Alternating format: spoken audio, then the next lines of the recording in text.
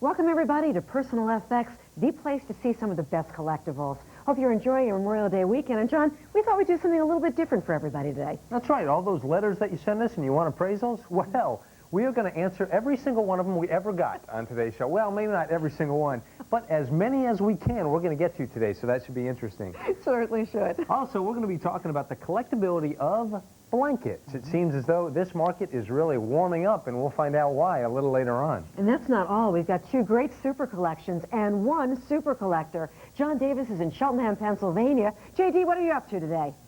I'm up to checking out two super collections. Look at this, Claire. Our super collector built this addition onto her home, and it houses a general store and an old apothecary. And we're going to check out both collections coming up right now on Personal FX.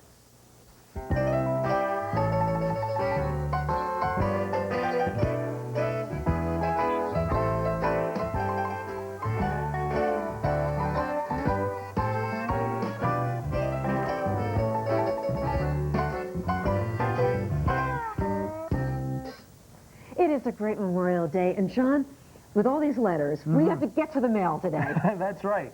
We're going to answer as many letters as we can from you today, so that should be very interesting. So that's going to be a lot of fun. And as always, we have our appraisers in the house. right. So I'm going to go meet the appraisers. All right, you do that. In the meantime, I'm going to go visit with J.D., who's out in Cheltenham, Pennsylvania, because he has two super collections today for the price of one. And J.D., I'm going to ask you a really dumb question right off the bat. Okay. What is an apothecary? An apothecary is like an old drugstore, essentially. It's where they sold things used for medicinal purposes, right, Roz? Correct. And this is our super collector, Roz Berman, and she not only has a general store, which we'll see later, but you have this old apothecary. Now, Correct. how did you start collecting my apothecary items? My husband was a physician, and we were collectors to begin with, pack rats. And so it just was a normal extension to start collecting medical things, especially when you see some of the old cures and what they profess to be able to do. And she has items from the 17th, 18th century. We're going to take a look at her, a collection of apothecary items when we come back. J.D., I've been in houses similar to this, and it's really like going back in time, isn't it? It really is. I mean, she's built, you know, when you cross between the apothecary and the general store, it's like you're on this little street in some little town. So it's great. She's done a great job. Looking forward to it, J.D. We'll check in with the two of you later on. Okay. Okay. As we mentioned before, we have so many letters to get to, so what do you say we do that right now? Claire, you got the first our one? appraisers have their work cut out for them. Bob Connolly, Rich Delajowski, two of our great appraisers. Are you ready to work? Happy to you too. Thank you. You ready to be put to work? Sure. Okay, our first letter is from Sally, who writes to us from Brooksville, Florida. And Sally says, my husband inherited this large Oriental design chair from his grandmother. It is solid wood with intricate carving and a dark stain to the wood. There are no stamps or carvings on the piece to indicate where or who made the chair. Can you give me some information? It looks and may be made in China, but the style is called German Gothic. And that's what they're copying. Of course, the Chinese are known for doing that. And this falls in with the arts and crafts period, the earlier section of it. Which is what time? 1885 to 1900. And that's probably the period of this chair. They're usually carved out of what they call monkey wood. Yeah, the carving in this chair is really, really wonderful. I'm looking at the balls and in the jaws of the lions and the arms. I mean, very, very nicely done. And this is an original piece? Oh, Not a yeah, reproduction? original. It's still being made there. And I put a value on this chair between $600 and $800. Probably in the $500 range, sure. Very interesting. Thank you, Sally, very much for your letter. Okay, our next letter comes out of Lake Hopatcong. Susan Simpson wrote in, and Susan says, I've sent a photo of a cookie jar that I'd like appraised. Now, it is marked McCoy, and I believe it is called Cat on a Basket. It is pink with a black and white cat. The front says cookies on it, and it measures 10 inches tall by 5 inches across. Any information would be appreciated. Cat in the Basket, of course, this is one of the quintessential McCoy pieces, probably late 1940s, very early 1950s. A simple basket, yet a very attractive one. Cat collectors, cookie jar collectors, it's got some cross collectability to it. Very, very cute. Value-wise, probably $100 to $125. If it's in mint condition. Mint condition. And cookie jars are one of those things that the common ones have peaked, but the unusual ones are bringing record prices all the time. I might even go 150, 160 on this. Okay, up to about $160. There you go, Susan. Thanks so much for writing in. Cat collectors will be very interested in this particular cookie jar, perhaps. And our next letter writer is Nancy, who writes to us from Wilmington, Delaware. I have a wooden airplane propeller that I'd like to have appraised. The propeller was made by Sensenich Brothers of Willits, Pennsylvania, and the decal is still on the blades. It measures approximately 7 feet long and has the code D1233 stamped on the hub. The tip protectors appear to be brass. There's some minor wear on the tips and blades, but it is in very good condition. Any information? Appreciated. Well, in the teens and the early planes all used wooden propellers up until we got into the real military application just before World War II. And they would become out of sync and they'd vibrate, and they'd change the propeller, and those became decorator items. I see these quite often, depending upon size and whatever, going up for sale. And people want a propeller to hang in their rec room. And how much are they willing to pay for something like this? Well, this one, because of its size, $150, $200. Around that, you have to have a real specialized dealer, or perhaps an eccentric person who might use that as a little watch holder. You know, buy that 7-foot piece just to put a little pocket watch in there. But generally in the $150 ballpark. Okay. Nancy, thank you so much for your letter. Okay, and now on the phone from Eugene, Oregon, June has joined us. Hi, June. How you doing? Just fine, and you? Doing real well, thank you. Good to talk to you and Claire. Nice talking to you. What would you like to have appraised today? Well, I have a bowl. I believe you have the picture of it. It's an old bowl that was passed along in the family, as so many are. It was originally owned by a great-aunt, and she had gotten it as a young girl. It seems that of course, at that time I was living on the coast, and she also lived there, and windjammers came in to load lumber to take to the Far East. Well, June, you said it's marked underneath 1558 Meridian and Company. Let me turn this over to the appraisers, see what they think here. Fine. That changes what I was thinking. The Meridian Company, it's called a bride's basket because this is what brides would have as a basket for decoration, and they would use a piece of art glass in it. Now, the minute that you say that it's marked pear point, which should be a diamond with a large P in it, for the silver plate, you're talking about a piece of probably pear point glass, heavily enameled. I say you're looking at a $700, $800 bride's basket if it is a piece of pear point glass in there. What do you think? If it is pear point, I'd agree. You know, upwards of $500, possibly beyond. Beautiful. Gosh, that is something. June, thanks so much for being on the phone today. I hope we helped out. Thank you very much. Okay. Appreciate it. Well, that's about 4 or 5 letters out of about 5,000, so we're off to a pretty good Who's start. counting, John? That's right, that's right. But that ain't all that we're doing on today's show. As a matter of fact, you know, one thing that we've learned on Personal FX, of course, is that antique textiles are very collectible. Antique quilts have become very collectible. But apparently now blankets are becoming very collectible. And joining us from Quilted Corner here in New York City is Susan Horowitz. Hi, Susan. How are you? Good, thanks. Nice to meet you. Nice. When it comes to these blankets, can you still find these because they're becoming so collectible, and how much are they? Yes, they're quite accessible, and the wool blankets range from about $100 to $600, and the cotton blankets range from about $60 to $150, $200. Where can you find these things? You can find them in most antique stores and flea markets still. All right, so you'll hang out with us. We'll learn more about this later on. Love to. Good, glad you're here. Thanks for stopping by. All right, stick around, folks. We have a couple of super collections coming your way and a lot more mailbag, and we're going to learn about these blankets. More Personal FX when we return.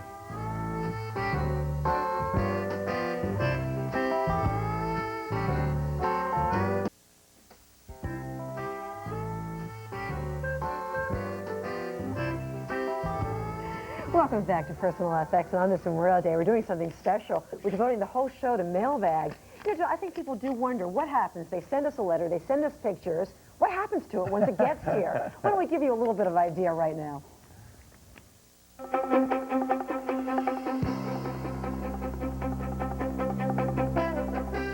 The first place your letter goes when it reaches the FX building is the mailroom. Mark handles every piece of mail that comes through. Here are Mark's mailbag tips. What would help mail to be delivered faster would to get the P.O. box and address correct, and not to use any markers because it smudges on the letters, and also to write clearly. On a daily basis, personal effects mail bags receive about 500 pieces of mail. Those 500 pieces of mail make their journey to the Personal FX offices, where each letter is opened by the Personal FX production staff. When we receive the mailbag items here at Personal FX, we bring them up to this room and we place them into two piles, usable and not usable. A not usable item for the mailbag would be a photograph that includes multiple items, as we do not know which item to concentrate on. We also do not use photocopies because we cannot see the details, nor do we use pictures that are blurry. We also do not accept Polaroids in the mailbag segment. A usable item for the mailbag would be a clear picture of the item taken from many angles, in other words, multiple pictures, especially a picture that shows the markings on the bottom. Peter is the lucky staffer who gets to prepare your letters for air. What I do is I take the mail that's already been sorted through. Once I get the letters and I know that they're okay to be used, I will take them, format them so that all the important information is in them as read on the air, and then I'll take the photographs that are able to be used and bring them down to Andrew to have them stilled so that you can see them on television. Once I get the photos, I take them and put them underneath the graphics camera, and from there they go into the paint box, which is a computer designed specifically for television that can cut out or paint any dirt spots or maybe remove lines, and then I crop them. I cut them out and put them over a background. Once they're finished with the paint box, I put them into the still file or the still store. I assign them a specific number, and in the control room where the director works, they can call up that number, and then from there they go to Claire and John. And John, the photos of the cat creamer were so good. So good. We're going to be reading that letter right now. Oh, good. There you go. Eunice wrote to us from Texas, and she said her cat creamer is under 5 inches tall, and it has brown eyes, a brown bow around its neck. The cream comes out of the mouth, and the bottom is marked Tony Wood, Staffordshire, England. Any information? Appreciated, as always. Well, it's not a classic Staffordshire piece, as we've come to know on the show, but rather a piece from the Staffordshire area of England. Tony Wood did most of the business between late 40s and 1960s. So it screams classic 1950s, you know, a kitchen item, basically. And the value on that is probably between $25 and $30. Yeah, I agree totally. It's all that 50s and 60s stuff that's now becoming very hot. Yeah. For people who collect creamers and for people who collect cat memorabilia. Yeah. More cats today. Thank you very much, Eunice, for your letter and pictures. All right, here's one that says, Dear Personal FX staff, what I really want is an 8x10 of Claire. Oh, that goes to you. All right, forget that. Here's one in from Jack of La Crosse, Wisconsin. Jack says, enclosed are photos of an item which remains a mystery to me. This is good. Now, the item measures 4 inches long by 2 inches wide, and on the hinge, which is hard to read, it says, Pat, December 22nd, 1903. The non-magnetic body has very sharp magnetic pins.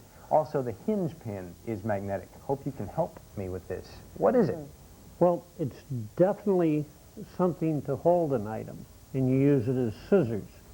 And it holds an item, and whatever it is, it takes an item something between 1.5 inches and 2 inches so that you can work on it. Maybe a sewing item or a food item which you want to work inside of and clean something out for decorative purposes. So you wouldn't use it, say, to open a jar lid or something? No, because you'd bend those little pins. Huh.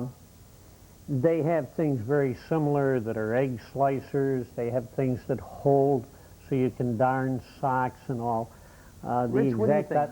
Do you think that that's a food preparation? My gut feeling is sewing seamstress-related item. Okay. Well, value, any idea? Wow. It's one of those things that would be a $20, $30 item. It's probably not silver. Okay. And it's probably a base metal. All right. And You from agree, the $20, construction, $30? The high end. All right. And a good conversation piece. There you go, Jack. Thanks so much for writing in. You haven't seen one like this before? Oh, no. Not yet. All right. Our next letter writer is Deb Schmidt, who writes to us from Hastings, Nebraska. This baseball mitt was found in my grandmother's attic. It belonged to my grandfather and was used in the late 20s. It measures 9.5 inches and the span is 10 inches. There are 2 buttonholes on the wrist strap and a hole in the seam between the thumb and the forefinger. Like to know how old it is and what it's worth. It looks to date to approximately the 1920s. Gloves are just starting to get bigger. When gloves started off, they were literally just barely bigger than the size of your hand. And then as players, got bigger and stronger and threw the ball harder, you need a little bit more protection, and thus the glove grows into the large gloves we know today. Instead of a web between the forefinger and the thumb, you've just got that one little leather strap. So that dates it probably to around the 1920s. It looks like it's been very well played with. Collectability, it's not in pristine shape. Also, a lot of glove collectors are looking for either specific trademarks or some of the early ball player logos, like Babe Ruth model, Lou Gehrig, Mel Ott. And how does the condition affect the value? It affects the value to probably about $20 to $30 on this one. I might go to 45 because of all the interest now in the early equipment used in sports. Okay. Deb, thank you so much for your letter. Okay, Vivian from Freeport, Illinois wrote us and included her phone number, so we called her. Hey, Vivian, how are you today? I'm fine. How are you? Doing good. What would you like to have appraised? We're not sure whether it's a coin or a token. It is brass, and on the front is a picture of, looks like Caesar, and it looks like it says Emperor Augusta or something like that. It's like Greek writing.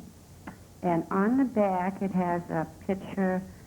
It's like a pine tree with a snake curled around the tree and a woman sitting under it. Yeah, Vivian, we see that. Let me give the dimensions and turn it over to the appraisers. It measures 3.5 inches in diameter, is 3/4 inches thick, and weighs about 1/4 pound. So what do you two think? Well, it's a medal or a medallion souvenir of an event. And there's literally tens of thousands of these that have been made. This one, it would take some research, but the majority of them are fairly inexpensive. And when I say inexpensive, they're under $100 or right in that area. And that's what this is, just under $100? Yeah, it's somewhere from maybe 50 to 125. Okay. And Do you agree, it can be identified. I'm assuming the figure on the back is Eve with the snake, so it's a culture or society, steeped in Catholicism. Okay. But I'd agree, probably $50 to $100. All right, there you go, Vivian. Thanks so much for being on the phone. We appreciate it. Thank you. And next up is a letter from Alan from Lawrenceville, Georgia, who writes, I've enclosed photographs of a pressed glass candle holder bud vase. It is made up of 4 pieces. The base is a candle holder about 10 inches wide and 5 inches tall. The bud vase holder fits into the center candle position and provides another center candle holder. Altogether, it stands 8 inches tall. It appears to be hand-blown and there are no markings. I bought it in the mid-60s. Heisey or Cambridge? It looks to be a Heisey piece. Okay. Yeah. How do you know the difference? Well, you would have to, have it in front of you to look for marks, but just Tell us looking. about Heisey and Cambridge. Well, they're both manufacturers that did a lot of glass work in the 30s, 20s, and they both made these pieces which came apart and could be used in several different forms. The Cambridge usually had a clover leaf loop in the center, and I'd say that this is Heisey, and these things complete singularly. One of them will bring $70 to $80, and if you have a pair of them in perfect shape, they'd be a few little extra pieces, easily bring $200. Easily breakable in fine condition, I'd agree, $100. Alan, we thank you for your letter. You guys know anything about cameras? Yep. Okay, well, Charlotte in Staffordsville, Kentucky is very happy about that. She wrote in, she said, I'm sending pictures of a camera that I would like to have appraised. It is a 16-inch millimeter Bell & Howell Films Automaster model 153BA. Also with the camera, I have a 16mm film magazine with film inside, leather carrying case, filters, and the instruction book. It was made by the Eastman Kodak Company in Rochester, New York. Unfortunately, movie cameras are the least desirable of all the cameras to collect. But if you're into them, the minute you have a turret lens, which you can change from one to the other, it does put value on it. But 16mm cameras, nobody has really gotten into collecting them in large quantities. Exactly. The demand isn't there. The supply is plentiful. I mean, Okay. every 2 out of 3 households in the 40s, 50s had one of these, so they're out there by the dozen. Value? Probably between $30 and $50. Yep, and only because it has that rotating turret lens. Okay, all right. Charlotte, there you go. Thanks so much for writing in. We appreciate it. Well, these guys aren't the only ones that are busy today. Oh, really? No. Who else? JD is very busy. He's looking at a whole bunch of stuff out there in Pennsylvania. JD, what are you up to? John, we have two super collections in one. Roz Berman, our super collector, one of the things that she loves to collect are doctor's kits, old-time doctor's kits. Look at this. This is a German surgeon's kit from 1702, complete with all the different tools that a surgeon in 1702 would need. What would he use that for? We're going to check out her incredible apothecary collection coming up next on Personal FX.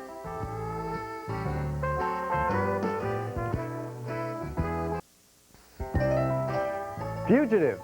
No, that's not when Claire doesn't pay her parking tickets. Fugitive refers to the fading or changing of color on a blanket or quilt from exposure to light or chemical substances. That is today's FX Collector Speak Word of the Day, and that is brought to you by Advil. Welcome back to Personal FX, the Collectibles show. You know, on today's show, we're answering as much of the mailbag as we possibly can, and it seems we get a lot of questions about the mailbag. As a matter of fact, here's a couple of the most common ones. Hi, I'm Joanne from Billings, Montana. Could you give me the mailbag address? Why can't we send Polaroids?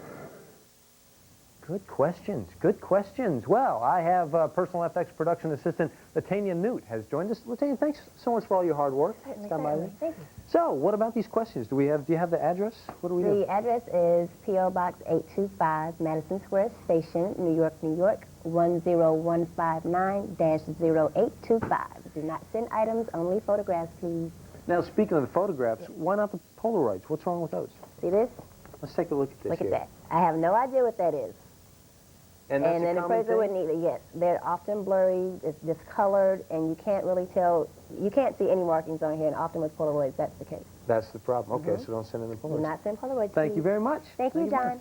Well, Claire, you would think that that pretty much answers all the questions, but apparently it doesn't. Oh, no, it doesn't, John. There are lots more questions. Let's get to a few more of them. I was just wondering, how many photos do I need to get an appraisal? Do you return the pictures that aren't used? I sent my photos in and I got a release form. What does that mean? Well, here to help me out, Josh and Pia from our staff. Josh, how many pictures? Well, it totally depends on what the item is. When you're sending pictures in, basically 4 or 5, some that we can see the markings on the piece, the front, the back, the side, the top of it. If it's a poster, basically we just need to see one photo of it and if there's a signature on it. But it really depended on the actual item itself. Okay, but good quality pictures help. And what happens to these pictures? We get them, Pia. We do, and unfortunately we can't send them back. With the volume of letters that we get, it would be impossible to send them all back. So when you send them, expect not to see them again. They're ours. And what about these release forms? Basically, the release forms allows the show the right to show your pictures on air and appraise it. Simple as that. That's all. John, that wraps up some more questions. All right, that's it. We don't want to hear any more questions. Got them all answered. No, that's good to know. All right, let's toss this thing out to Pennsylvania, where J.D. is hanging out with Ross Berman to learn more about this apothecary, J.D. That's right, John. Now, Ross, let me ask you something. Your apothecary is what era, what period? I would say Victorian period, before turn of the century. Before turn of the century. Right. And she has some pieces that are much older than that, Right. John and Claire. And you know how you say, well, what started all of this? This is the piece that started it all. Tell me about this. What was a sign that I saw, and I thought it was unbelievable that they would be selling whiskey for family medicinal purposes. Do you see that? It says pure malt whiskey recommended for family medicinal purposes. Oh, my gosh. That was more than I could stand, so we had to buy it. And that started And that it all. started it. Now, look at this piece. This is a very interesting piece, and this is from... I think that this is from about 1690. Wow. And it's Dutch? I think it's Dutch, yes. Now, tell us about this. If you look, it says anise. Anise. That's the medication that was supposedly in there. But they had a thing about painting pictures on the outside. Wow. And this is the way most medicines would come. Like you would go into the apothecary and they would have it in these jars. Right. Wow. That's really, really incredible. Yeah. Look at this. John, you're not feeling well? Let's fix it all. Come over here, Roz, and tell us about the leeches. We can get you to bleed, if you know what I mean. They were used for bleeding. They were very popular. And they have a hole in the top for breathing. So they can breathe, because they were in water, but they had to breathe. Oh. And I mean, every apothecary would have one. Now, when did they quit using leeches for bleeding? Now you got me. Now I got you? I don't quite know the answer It's been a to that while, one, right? but it's been a while. But they've never stopped using them. Down in the Tenderloin area of Philadelphia, they use them if you got a black eye. Wow. You put a leech on the black eye, and it would then suck the blood out, and that would be the end of your black eye. You didn't have to walk around with a stake on your face. Let's move over here. Now, Roz, how much are the leeches? You said they're like $6 a leech? Well, now they're very popular again because the physicians have found that they can use them expertly in doing almost the same idea, where there's some blood clotting in small vessels that you don't want to touch. You know, with an instrument, they do better with the leeches, and they're $8 a leech. The high cost of leeches these days. They're bred specifically for medicinal purposes. Now look at this. You bought this, and a woman that you bought it from thought that it was a candle sniffer. It was sold as a church candle snuffer.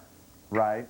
But it's actually a hearing aid cane. So tell us about this, Roz. And when I got it, the wax from the church candles was still on the inside. I had to clean it all out. Which beats a lot of earwax, right? Right. And this is from when? I think this is from that same period of time, and probably handmade from the looks of it. I don't think it was a manufactured item. Now look at this. Here is a prototype for an artificial limb. Tell us about this, Roz. That is the patent model for an artificial leg. And oh my gosh. 1889 is the date. F.H. Fairchild. Right. Wow. And these are just copies of the original patent papers. If you find anything where you need patent papers, if you have the number, you can write to the government. I think it costs $3 or something like that, and you get copies of the patent papers. But it's rare that you find the patent model. No, those are very difficult to find, and when you do, they're very expensive. Okay, John and Claire, when we come back, we're going to stroll across the hall to the general store and see some of the incredible pieces that Roz has over there. JD, I started the show by asking you what apothecary is, and now I definitely know. Now I know all about it. Thank you both very much. And we know about the price of leeches. What more do you want? There you go. We'll check in with that general store a little bit later on, JD. That'll be great. Okay, thank you. All right. You think we're maybe half done? We got a lot more coming your way when Personal FX returns. Stay with us.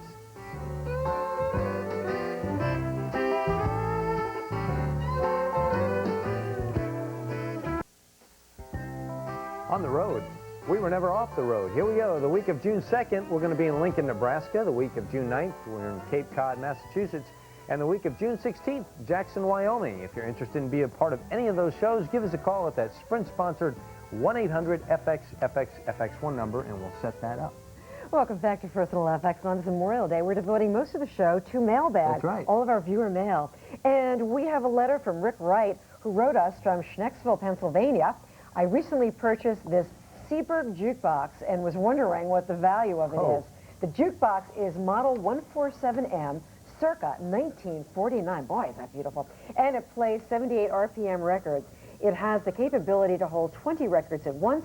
The jukebox is mostly made of wood with some metal and plastic parts. It stands 57 inches high, 37 inches wide, and 27 inches deep. The entire amplification system has been cleaned and changed. Good looking. Now, of all the Seaberg record players and jukeboxes, this is probably the least desirable. Why is that? Well, they call it the trash can. Doesn't it look like R2D2? But it's neat looking. R2D2? Yeah. And for some reason, the collectors passed this one by.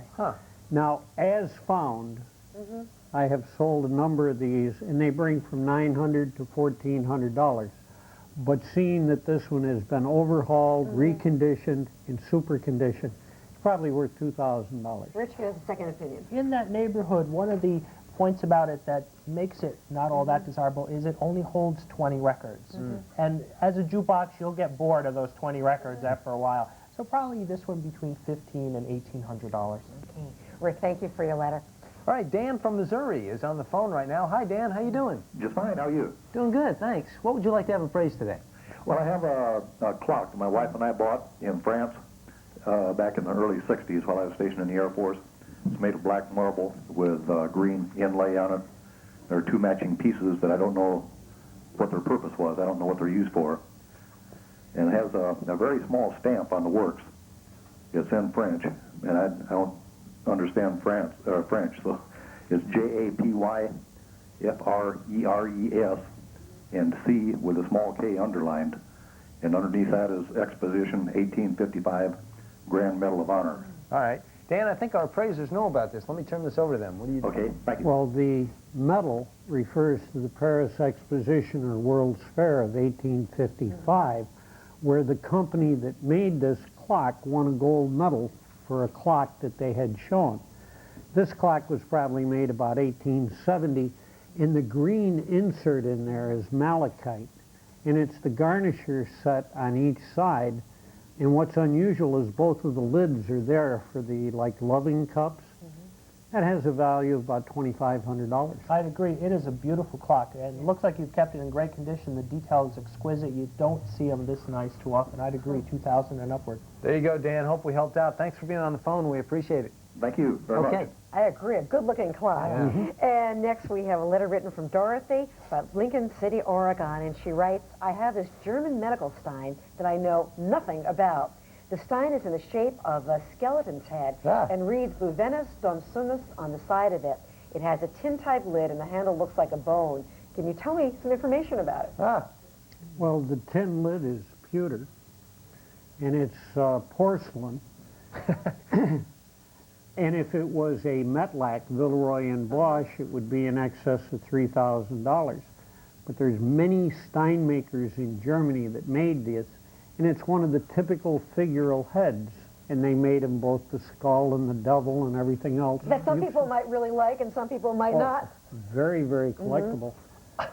Put me under the category, I love it. A lot of detail to this piece. How did I know that, Rich? If you notice the separated jawbone and a lot of detail in terms of the teeth and such, I'd put this at about $750 to $800. I'll go up to 1,000. Really? Dorothy, Yes, very thank you so much for your letter, and it is collectible. Not the kind of thing you're going to have milk and cookies with, I don't think. All right, let's go check in with J.D. out there in Pennsylvania and Ross Bermanton. Now we're going to learn about this general store out there, J.D.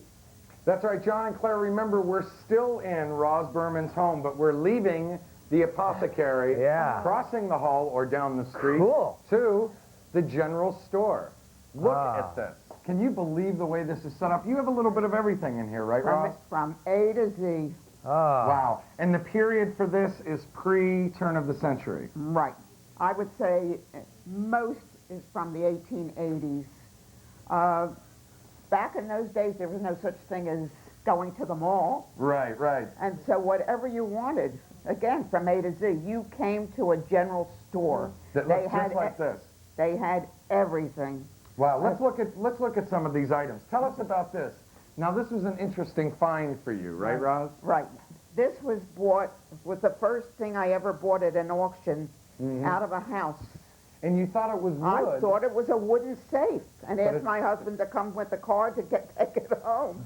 Turned out it's only it's wood on the inside, but it's made of metal, weighs 600 pounds. That is. But I was intrigued by it because it opens with a key. There's no combination lock, and it's made in Philadelphia. And I discovered from a Philadelphia street directory that these people were in business in 1864. Whether they were before or not, I didn't take it back any further. Wow, that's great. Now look at this. We mentioned before that she loves graphics. And tell us about this Snowboy relief. Again, it's one of the very first things that my husband and I bought, and I just fell in love with it. It's some kind of composition. That's about all I can tell you about it, because I really have no memory of it. It's what? It's good for sneezing is really, I think, what it is. Snow Boy washing powder. That's a great ad. Right, Now, and look, that's a well-known company, the Lutz. now tell us about this. Look at this, guys. This is a velocipede. It was a children's toy. It would be equivalent to a bicycle, but for a young, a small child. Mm-hmm. And they pedaled it back and forth, and that's the steering mechanism. What fun. That is great. Now, how old is this? I'm guessing about 1870. Wow. Okay, and let's quickly look at this. All right, this is one of the ones that are not turn of the century. It's a little bit younger. It's 1907, but I fell in love with the jar. They're rather rare. You don't see these too frequently. But when I bought it, as much as I liked it, it had no lid. That's how I bought it. And it was about 2 years later in a dealer's father's home where he stored a lot of his things, And he you had found- the lid. Wow. That's great that you would find the pieces in two separate places. Unbelievable. And then last but not least, look at this. What is this, John and Claire? Do you know? Fan? It tells you about No. the wind? Tell us, Roz. It's a fly chaser. Oh, come on. It works with a spring mechanism. You wound it up, and then you released the little lever, and it would slowly go around and chase the flies away so you could enjoy your dinner or not be bothered in the store by the flies. Right, so if you were having a picnic, you could put this on the table, wind it up, and it would keep the flies away. Exactly. And you're desperately searching for the key. Right. You don't have the key, right? I have it somewhere, but I don't know where. Well, Roz, thank you very much You're for most welcome. allowing us to step back in time to the apothecary and then your general store. Thank you. Thank you. JD, it's one thing to have a super collection. It's another to have it displayed like that. Thank you I'll both. tell you, That's it's something. incredible. Thank you both very much. Appreciate that. All right. Thank you. What a fun place you. to hang out. Yeah. Go back in time. Why not? Amazing. Folks, stay with us. When Personal FX returns, we have more appraisals coming your way, and we're going to learn all about the collectability of blankets. Stay with us.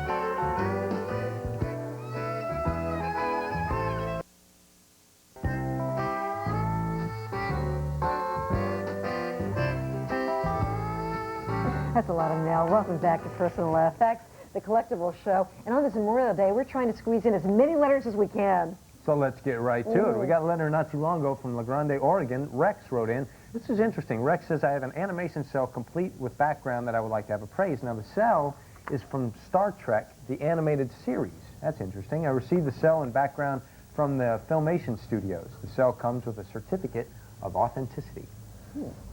Well, it is from the Star Trek series, which happened, I believe, in the late 70s. It was an animated series. Unfortunately, it doesn't have the familiar Star Trek characters that we know, Spock, Kirk, McCoy, etc.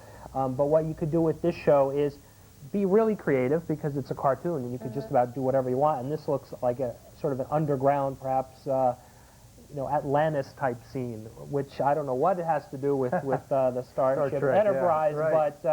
but value-wise, with the background, it's probably worth between $300 and $400 if it's an original, used in the series piece. I'm going to be much more conservative because I've seen some of the later cartoon cells and all that bring 100 to 100 and a quarter. Okay. So I'll put that parameter on it. There you go. Rex, thanks so much for writing in. Appreciate that. And next, Ava wrote us from Oklahoma and writes, enclosed are photographs of a doll given to me back in the mid-1950s. Its name is Living Bye-Bye Baby. The name Horseman is on the back of the neck. Her head and hands are made of a hard rubber type substance. She can also be used as a hand puppet. The box is complete and it is in fair condition. The box reads manufactured by Horseman Dolls, Inc., Trenton, New Jersey. She does not look happy. No, At but all. the secret is hand puppet. That's the difference because it can be used as a hand puppet. Then it makes it a cross collectible. Horseman made a lot of dolls. Unfortunately, the type of material that this one is made out of decomposes and sort of hardens up and falls apart. So it isn't worth that much? It's probably worth between $100 and $100 and a quarter. And the box is in great condition, but it helps to have a box. Yeah, I'll say 75 to 100. But desirable, but nobody knows what they're going to look like 20 years from today. Ava, if you hold on to it, you will, though. Thank you for your letter. Now on the phone from Union, Oregon, Neva has joined us. Hi, Neva. How are you? Oh, I'm fine, thank you. How are you? Doing great, thanks. What would you like to have appraised? I have a tin toy. It is about 9 inches high, about 9 inches wide. It has 4 very pointed mice playing. One plays the piano, one plays the drum, and on the drum head is a cat's head. One is sitting on top of the piano playing a fiddle, and one dances. It runs fine. There are no years on the back. There's patents and there's designs. It says other patents pending, but no year. Okay. Neva, that's something. Let me see what the appraisers think. It came out in the 30s, and it's one of the classic wind-up toys. Yeah. But if you have this one, you've got to have the Merrymakers, and then Unique Art made Little Abner and the Dog Patch Band, which were basic, the same thing. I see this in mint condition, $1,000. This is one of those toys that are the pinnacle of some people's collection. So you basically need to collect no further, because this is like, you know, the primo toy of toys. But I agree, in complete working condition, 1,000 and upwards, you don't see them often, and it's really a